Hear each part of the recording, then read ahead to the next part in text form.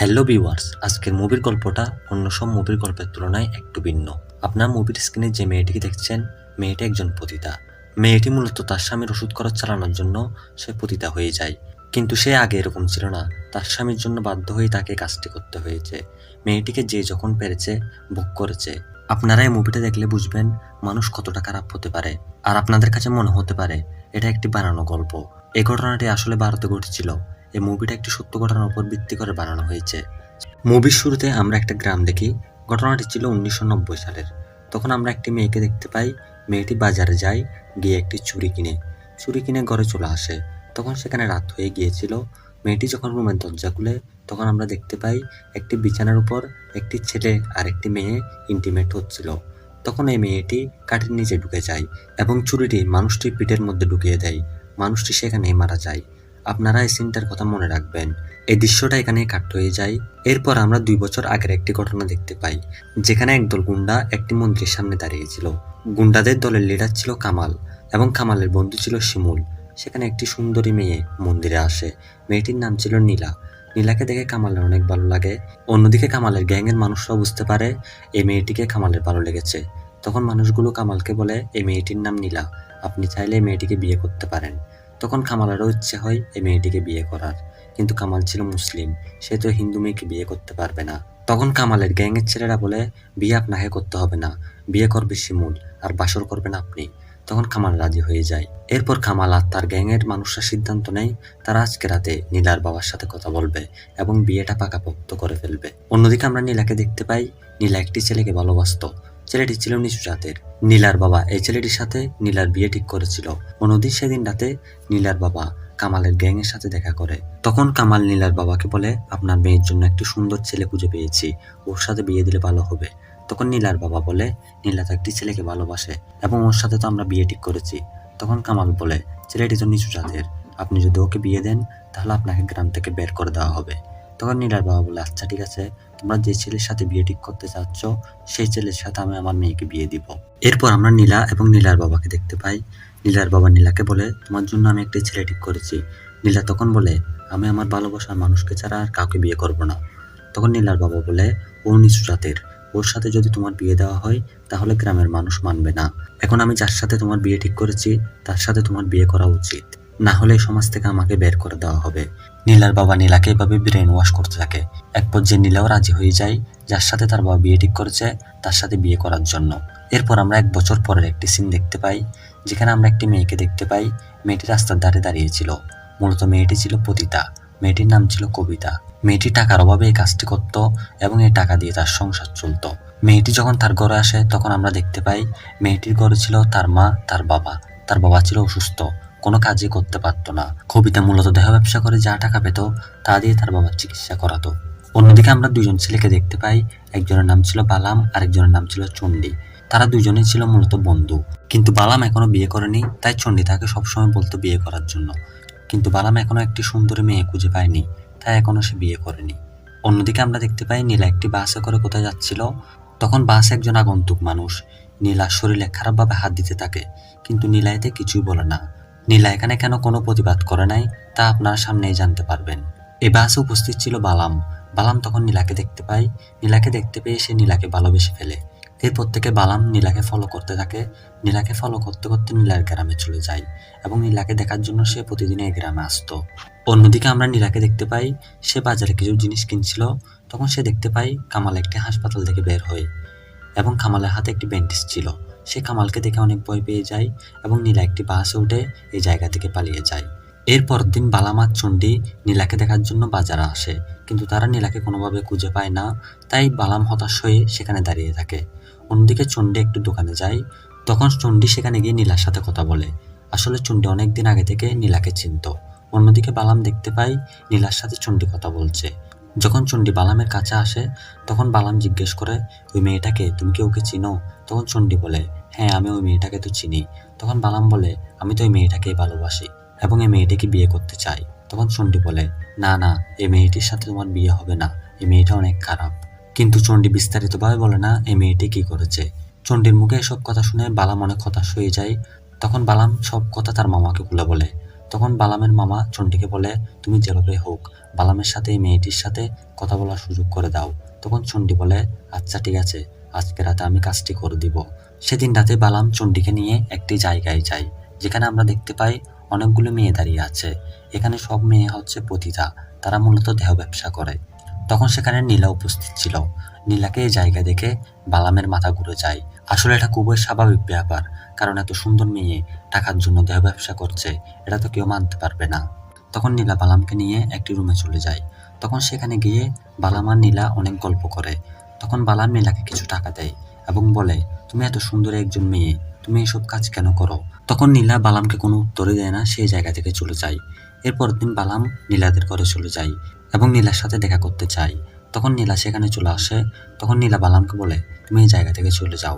তখন বালাম বলে, আমি তোমাকে অনেক পছন্দ করি এবং আমি তোমাকে বিয়ে করতে চাই। তখন নীলা বলে, এটা কোনোদিনও সম্ভব হবে না। তখন বালাম বলে, কেন হবে না? আমাকে সবকিছু খুলে বলো। তখন নীলা তাকে সবকিছু খুলে বলে। তখন আমরা নীলার অতীতের জীবনের কিছু ঘটনা দেখতে পাই। নীলা একটি ছেলেকে পছন্দ করত। ছেলেটির সাথে নীলার বিয়ে ঠিক হয়েছিল, কিন্তু কামাল নামের গুন্ডারা নীলার বাবার ব্রেন ওয়াশ করে এবং নীলার সাথে শিমুলের বিয়ে ঠিক করে। নীলা এতে রাজি হয়ে যায়। শিমুলের সাথে নীলার বিয়ে ঠিক হয়ে যায়। তাদের দিনকাল অনেক ভালোভাবে যাচ্ছিল। নীলা শিমুলকে অনেক ভালোবাসত, শিমুলও নীলাকে অনেক ভালোবাসতে থাকে। তারা অনেক সুখে সংসার করতে থাকে। কিন্তু একদিন শিমুল নীলাকে নিয়ে যখন কামালের বাসায় বেড়াতে যায়, তখন কামাল শিমুলকে বলে, আমার সম্পত্তির 50% তোকে দিয়ে দিব, কিন্তু তোর বউকে আমাকে দিয়ে দিতে হবে। এটা শুনে শিমুলের মাথা অনেক গরম হয়ে যায়। শিমুল তখন কামালকে অনেক মারে এবং এই জায়গা থেকে শিমুল আর নীলা অন্য একটি জায়গায় চলে যায়। পরদিন যখন শিমুল কাজে বের হবে, তখন শিমুলের বুকে ব্যথা শুরু হয় এবং শিমুল সেখানেই পড়ে যায়। এরপর নীলা এবং গ্রামবাসীরা অনেক কষ্ট করে শিমুলকে হাসপাতালে ভর্তি করে। তখন ডাক্তার বলে, শিমুলের অপারেশন করতে হবে এবং এর জন্য 20,000 টাকার দরকার। অন্যদিকে শিমুলের কোনো ব্যাংক ব্যালেন্স ছিল না, তাই শিমুলের কোনো টাকা ছিল না। তাই নীলা তার গহনা বিক্রি করে কিছু টাকা নিয়ে আসে এবং মানুষের থেকে ধার করেও কিছু টাকা নিয়ে আসে। এই দিয়ে তার অপারেশন হবে না, আরও টাকার দরকার। অন্যদিকে শিমুলও বুঝতে পারে শিমুলের জন্য নীলার অনেক কষ্ট হচ্ছে। এরপর দিন নীলা কবিতার কাছে যায়। কবিতা ছিল নীলার প্রতিবেশী। নীলা কবিতাকে গিয়ে বলে, আমাকে একটা কুলির কাজ দাও, আমি কুলির কাজ করে আমার স্বামীকে বাঁচাতে চাই। তখন কবিতা নীলাকে বলে, কুলির কাজ করে তুমি সামান্য কিছু টাকা পাবে, এ টাকা দিয়ে তোমার স্বামীকে সুস্থ করা সম্ভব না, এতদিনে তোমার স্বামীও মারা যাবে। এরপর কবিতা নীলাকে বলে, আমারও টাকার দরকার ছিল, তাই আমি এই জায়গায় এসেছি এবং পতিতা হয়ে গিয়েছি। এখন তোমারও টাকার দরকার, তোমার কাছে আর কোনো পথ নেই, তোমারও এটা করা উচিত। তখন নীলা ডিসাইড করে সে ওই কাজটি করবে। সেদিন রাতে কবিতা নীলাকে অনেক সাজিয়ে দেয় এবং পতিতা পল্লীতে নিয়ে যায়। তখন সেখানে একজন বড়লোক মানুষ নীলাকে সারা রাতের জন্য কিনে নেয়। নীলা তখন এই মানুষটির সাথে সেই রুমে চলে যায়। এই বড়লোক মানুষটি নীলাকে অনেক টাকা দিয়েছিল, তাই নীলা এই টাকাগুলো নিয়ে তার স্বামীকে ডাক্তারের কাছে নিয়ে যায়। তখন ডাক্তার বলে, তোমার স্বামীকে আরও ওষুধ খাওয়ানো উচিত। তখন নীলার কাছে আর একটা টাকাও ছিল না। তখন কবিতা বলে, কোনো সমস্যা নেই, তুমি প্রতিদিন রাতে যাবে, অনেক টাকা পাবে। এভাবেই নীলা প্রতিদিন যেত এবং অনেক মানুষের সাথে ইন্টিমেট হতো এবং অনেক টাকা ইনকাম করত, যা তার স্বামীর চিকিৎসার পিছনে খরচ করত। তখন সিন বর্তমানে চলে আসে। তখন আমরা বালাম আর নীলাকে দেখতে পাই। তখন নীলা একটি রুমের মধ্যে বালামকে নিয়ে যায়, যেখানে শিমুল শুয়েছিল। তখন শিমুলের সাথে বালামের পরিচয় করিয়ে দেয়। তখন বালাম নীলাকে বলে, আমার একজন পরিচিত ডাক্তার আছে, যেখানে নিয়ে গেলে তোমার স্বামীর চিকিৎসা করানো যাবে। এরপর দিনে নীলা শিমুলকে নিয়ে ডাক্তারের কাছে চলে যায়। তখন সেখানে একজন ম্যানেজার ছিল। ম্যানেজার ছিল অনেক দুষ্ট প্রকৃতির। ম্যানেজার নীলাকে দেখে পছন্দ করে ফেলে। ম্যানেজার নীলাকে বলে, তোমার স্বামীর অপারেশন করা হবে, কোনো টাকায় নিব না, এর জন্য আমি কি পাবো? আমার তো কিছু দরকার। তখন নীলা বুঝতে পারে ম্যানেজার আসলে কি বলতে যাচ্ছে। তখন নীলা বলে, আচ্ছা ঠিক আছে, আমি এতে রাজি আছি। অন্যদিকে পাশের রুমে নীলার স্বামী শিমুলকে অপারেশন করানোর জন্য ঢুকানো হয়। অন্যদিকে ম্যানেজার নীলাকে নিয়ে রুমের মধ্যে ইন্টিমেট হয়ে যায়। যখন শিমুলের অপারেশন শেষ হয়, তখন এই অপারেশন রুমের মধ্যে নীলা আর বালাম আসে। শিমুলের অপারেশন যেহেতু শেষ হয়েছিল, তাই শিমুল অনেকটা সুস্থ হয়ে গিয়েছিল। এটা দেখে বালাম অনেক খুশি হয়েছিল। এরপর নীলা আর বালাম বাইরে বের হয়ে আসে। এটাই ছিল তাদের মধ্যে শেষ দেখা। বালাম তখন নীলাকে বিদায় জানিয়ে এই জায়গা থেকে চলে যায়। এরপর থেকে নীলা শিমুলের দেখাশোনা করতে থাকে এবং আস্তে আস্তে শিমুল সুস্থ হয়ে যায়। একদিন শিমুল আর নীলা যখন বাজারে যায়, তখন সেখানে দুইজন মানুষ এসে নীলাকে বলে, কি ব্যাপার, তোমাকে তো আজকাল দেখাই যায় না, অনেক বড় একটা পার্টি আছে, তুমি কি আজকে রাতে যাবে? তুমি যদি আজকে রাতে এখানে যাও তাহলে 2,000 টাকা পাবে। অন্যদিকে নীলার স্বামী শিমুল এগুলো শুনে অনেক কষ্ট পায়। এরপর নীলা আর শিমুল একটি দোকানে যায় খাবার খাওয়ার জন্য। তখন সেখানে একটি মানুষ আসে। মানুষটি এসে নীলাকে বলে, কি ব্যাপার, তোমাকে তো আজকাল দেখি না। তখন এই মানুষের এই কথাগুলো শুনে শিমুল অনেক কষ্ট পায় এবং সে দোকান থেকে বের হয়ে যায়। সেদিন রাতে শিমুল চিন্তা করতে থাকে, হয়তো শিমুল অসুস্থ ছিল, তাই নীলা তার শারীরিক চাহিদা পূরণ করার জন্য সব মানুষের কাছে গিয়েছে এবং শারীরিক সম্পর্ক করেছে। কিন্তু শিমুল তো জানে না আসলে নীলা তার চিকিৎসার জন্য এসব করছে। এরপর নীলা শিমুল সিদ্ধান্ত নেয় তারা এই শহর থেকে চলে যাবে এবং অন্য একটি শহরে গিয়ে বসবাস শুরু করবে। তারা যখন বাসে করে অন্য একটি শহরে যাচ্ছিল, তখন বাসে একটি মানুষ নীলাকে এসে বলে, আমি ছিলাম তোমার প্রথম কাস্টমার, তোমার কি আমার কথা মনে আছে? শিমুল তখন এগুলো শুনতে পায় এবং সে আবারও কষ্ট পায়। তাই শিমুল বাস থেকে নেমে যায়। শিমুলের পিছনে নীলাও নেমে যায় বাস থেকে। তখন শিমুল নীলাকে বলে, তুমি তোমার শারীরিক চাহিদা পূরণ করার জন্য এত সব মানুষের কাছে গিয়েছ।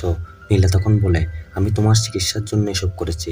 তখন শিমুল বলে, আর একটা মিথ্যা কথাও বলবে না। শিমুলে এটা বলে এই জায়গা থেকে চলে যায়। অন্যদিকে নীলা বেহুশ হয়ে পড়ে থাকে।